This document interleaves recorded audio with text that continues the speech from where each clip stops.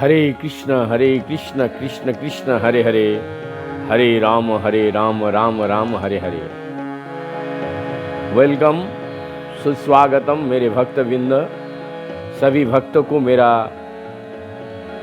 कोटि कोटि दंडवत प्रणाम। हमारे गुरु वर्ग तथा चारों संप्रदाय के साधु संत सभी को मेरा निष्ठापूर्वक कोटि कोटि दंडवत प्रणाम करते हुए हमारे YouTube चैनल में आप सभी को, सभी भक्तजनों को अनेक अनेक स्वागतम, धन्यवाद। हमारे घर एक मंदिर का जो छोटा सा प्लेटफॉर्म है, इस प्लेटफॉर्म से हम प्रतिदिन अपने ठाकुर जी के दर्शन के भांति ब्रज के रसिकाचार्य रूप गोस्वामी जी का चरित्र का हम लोग जीवनी सुन रहे हैं। तो कल तक हम लोग,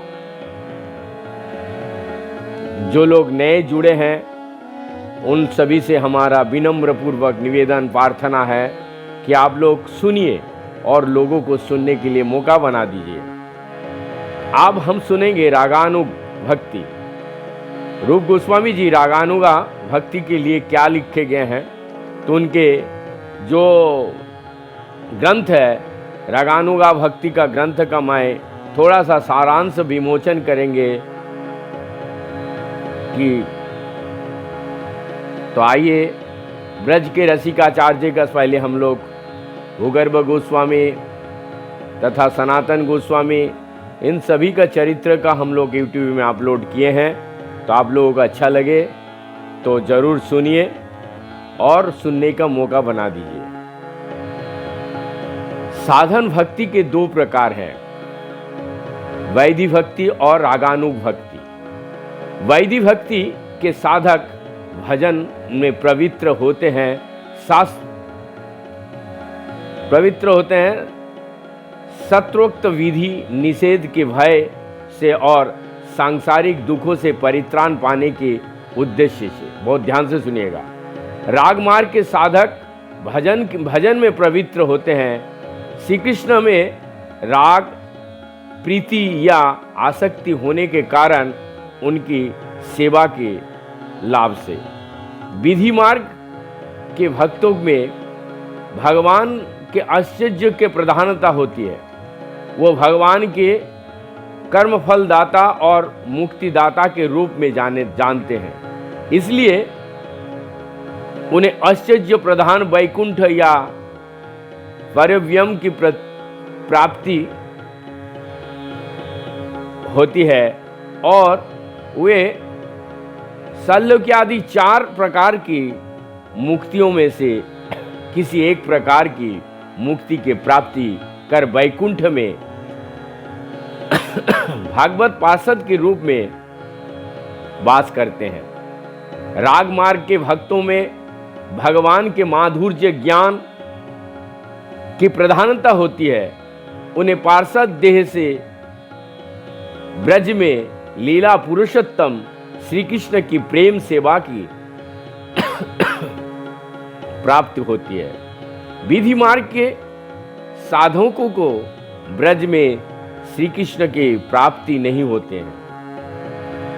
रागानुगा भक्ति रागात्मिका भक्तों के आश्रय है नंद, जसोदा, राधा, ललितादि, जो श्री कृष्ण के स्वरूप शक्ति के मूर्त विग्रह अनादि शुद्ध अन्य निरपेक्ष ब्रज परिकर के रूप में श्री कृष्ण के साथ उनकी लीला स्थान ब्रजधाम में नित्य विराजमान है और जिसका ब्रजधाम से सजातीय संबंध है। ब्रजधाम में जो साधन सिद्ध जीव है वो रागात्मिक भक्ति के मुख्य आश्रय नहीं है, क्योंकि वे स्वरूप शक्ति का प्रकाश नहीं है, वे जीवन शक्ति का प्रकाश है।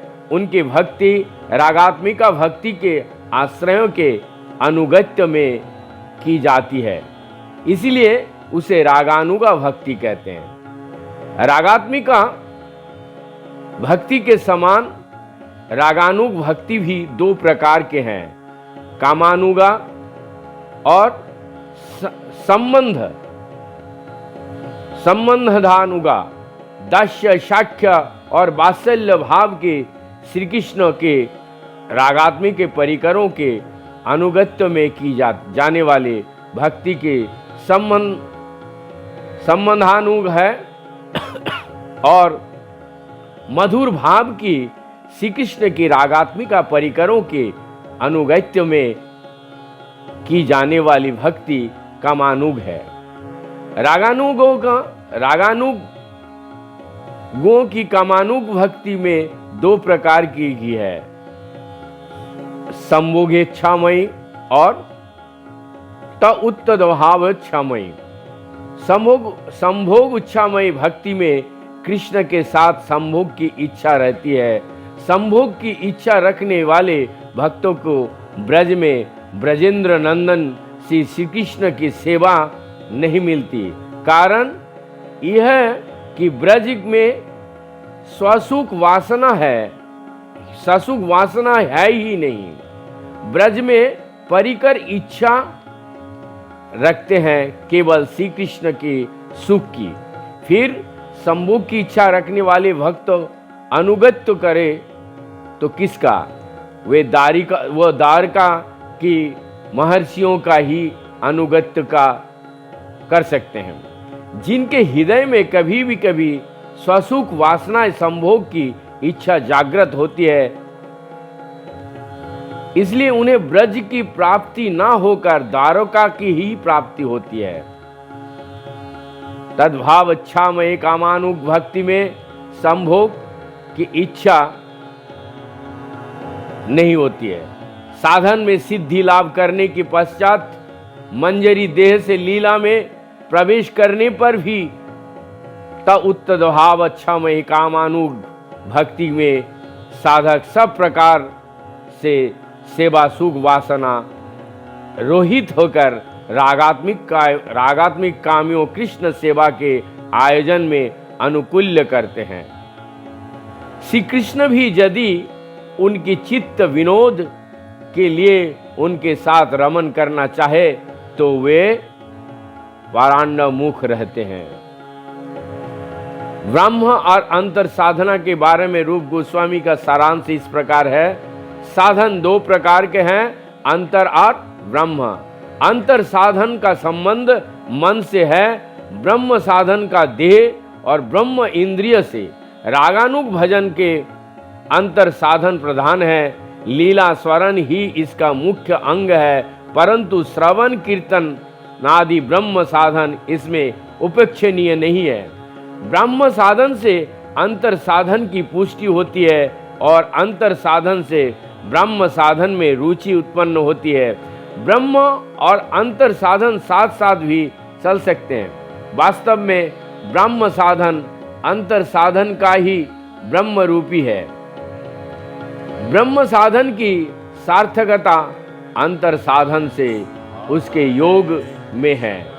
यंत्र के समान ब्रह्म साधन करना और मन के साथ उसका योग ना रखना रागानुग मार्ग का भजन नहीं है। इस प्रकार के यांत्रिक भजन से अभीष्ट की प्राप्ति नहीं होती है। ब्रह्म साधन होता है यथा विस्थित पंचभौतिकी देह से, अंतर साधना होता है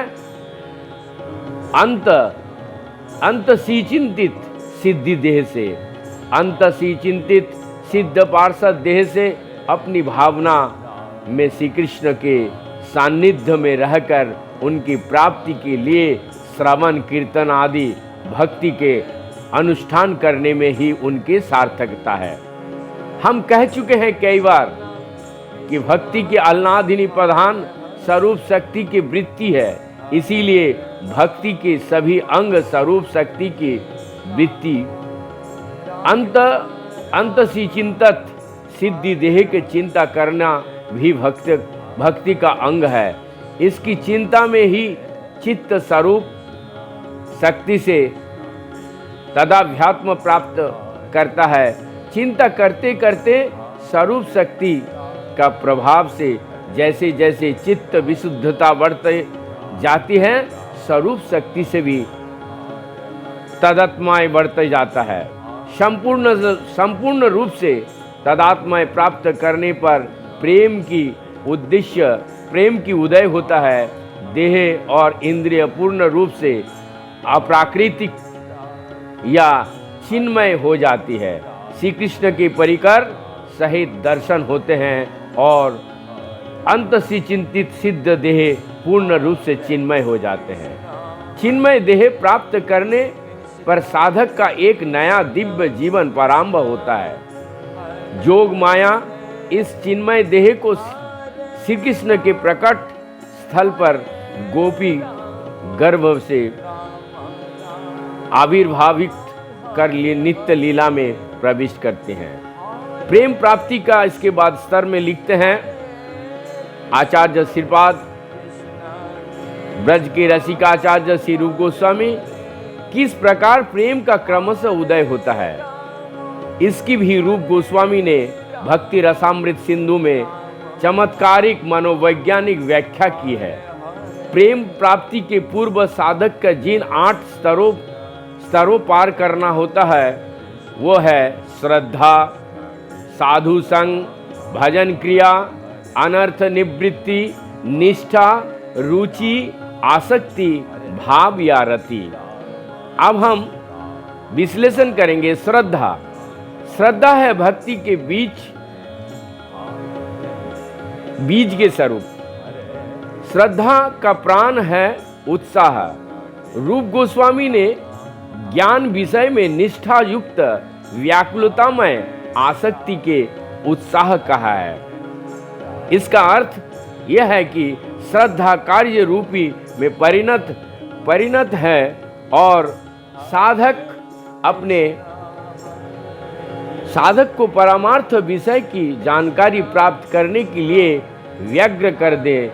तभी समझना चाहिए कि उसमें सच्ची श्रद्धा उत्पन्न हुई है, अन्यथा नहीं। जीव गोस्वामी ने भी भक्ति संदर्भ में भी लिखा है कि जिस प्रकार रासायनिक प्रक्रिया से सोना तैयार करने में लोग अपनी चेष्टा के थोड़ा भी विराम नहीं देते हैं, उसी प्रकार श्रद्धा उत्पन्न होने पर साधक अपने प्रयत्न में निरंतर लगा रहता है। साधु संग, हृदय में श्रद्धा जागने पर साधु संग की इच्छा होती है। यथार्थ साधु संग उसे कहते हैं जिसमें साधक महापुरुषों के गुणों को अपने जीवन में उतारने की चेष्टा करता है और उनके उपदेश अनुसार आचरण करने की चेष्टा करता है। साधु संग का अर्थ श्रवण और मनन। गुरु पादाश्रय साधु संग के मुख्य अंग है। भजन क्रिया का अर्थ है श्रवण, कीर्तन आदि भजन क्रियाओं में दृढ़ता। अनर्थ निवृत्ति, भजन क्रिया दृढ़ता पूर्वक संपादित होने से अनर्थ निवृत्त होती है, अर्थात श्री कृष्ण सेवा की कामना छोड़ और सब प्रकार की कामनाओं का नाश हो जाता है। इस स्तर पर प्रारब्ध कर्म का नाश हो जाता है। निष्ठा, अनर्थ निवृत्ति के बाद भक्ति में निश्चल और दृढ़ता उत्पन्न होती है। इसको निष्ठा कहते हैं। निष्ठा जब जन्म पर साधक काय, मन और वाक्य से प्रभु की सेवा करता है और लीलादि का स्मरण करता है। निष्ठा युक्त व्यक्ति मैत्री, दया, सम, दम, तितिक्षा, दैन आदि गुणों सहज ही प्राप्त कर लेता है। रुचि, निष्ठा से रुचि उत्पन्न होती है। रुचि की अवस्था में श्रवण, कीर्तन आदि भक्ति के अंगों का बार बार अनुशीलन करने से भी आरुचि या श्रम नहीं होती। जितना अधिक अनुशीलन होता है उतना ही रुचि और बढ़ता है। जिस साधक में रुचि का उदय होता है वो कीर्तन के ताल लय आदि का अपेक्षा नहीं रखता। भगवान के नाम या लीला का कीर्तन जैसे भी हो उसे सुनकर वो उल्लासित होता है। आसक्ति, रुचि से आसक्ति उत्पन्न होता है। आसक्ति का अवस्था में चित्त भजन में उतना आसक्त नहीं रहता जितना भजनीय विषय से भगवान में आसक्त रहता है। आसक्ति के अवस्था में भगवान भक्त के मन और बुद्धि पर ऐसा छाए रहता है कि उसका हाव भाव बोल चाल आहार विहार आदि सब कुछ असंलग्न जैसा प्रतीत होता है। यदि उसे भगवान के चरणार वृंद प्राप्त करने की तीव्र उत्कंठा के संदर्भ में भी ना देगा। भाव या रति, आसक्ति गूढ़तम होने पर भाव या रति परिणति होती है। भाव की अवस्था में साधक स्फूर्ति में मानो श्री कृष्ण की साक्षात पाकर आनंदित होते हैं। रूप गोस्वामी ने भक्ति रसामृत सिंधु में भाव को प्रेम कल्पतरु का अंकुर कहा है। भाव की दशा में साधक क्षोभ के कारण उपस्थित होते हुए भी अक्षुद्र रहता है। इंद्रिय के विषय के प्रति उसे विरक्त रहती है। उसका एक क्षण भी यदि भगवान के शरण मनन की बगैर चला जाए तो उसे लगता है कि जैसे जन्म वर्ष चला गया। अपने उत्कर्ष में भी वो अभिमानहीन रहता है। श्री कृष्ण की प्राप्ति होगी इसके उसे दृढ़ आशा रहती है। साथ ही कृष्ण प्राप्ति का उसे गुरुतर लोभ रहता है। जैसे समुत्कंठा कहा जाए। भगवान के नाम गान में उसके सदा रुचि, भगवान के गुणगान में आसक्ति और भगवान के धाम में प्रति प्राप्त रहती है। प्रेम, माफ कीजिएगा,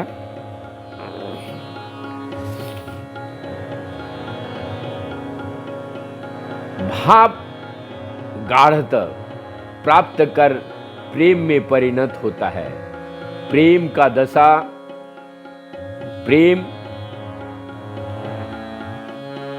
प्रेम का जो दशा है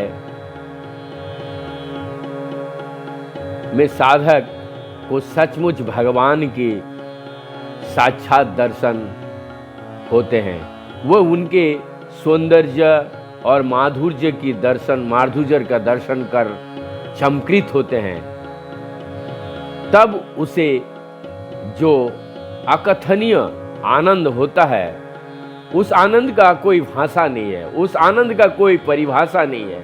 उस आनंद का तुल्य इस धरातल में कुछ नहीं है। उसकी तुलना उस आनंद से करना भी झक मारना है जो चिरकाल से दावानल से पीड़ित वन में भ्रमण करने वाला हाथी को घनघोर बादलों को असंख्य जलधाराओं में स्नान करने से मिलता है। प्रेम के ऊपर की स्तर है स्नेह, मान, प्रणय, राग, अनुराग और महाभाव। नहीं बना सकते हैं। ये साधक का देह रहते संभव नहीं है, क्योंकि इनके आस्वादन के उन्नता, कथा सुनिए, उष्णता और मौका शीतलता के सहन